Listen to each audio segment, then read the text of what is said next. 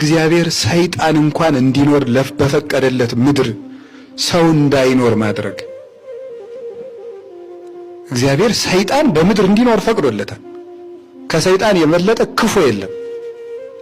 የእግዚአብሔርን አምልኮ የሚገዳደር መቅደሱን ለማርከስ የሚሮጥ ሰዎችን ከሰማይ ጉዟቸው አሰነካክሎ የሚደፋ ክፉና አመፀኛ ወንበዴ የእግዚአብሔር ጠላት ነው።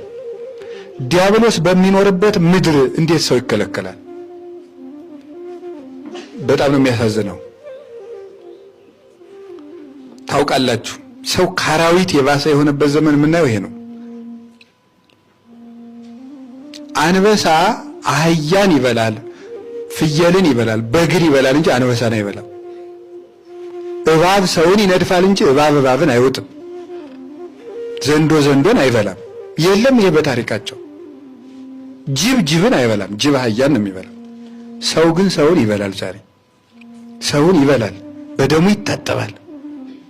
የሰው ደም ነክሮ ጣቱን በዚያው እጁ እንጀራ ይጎርሳል።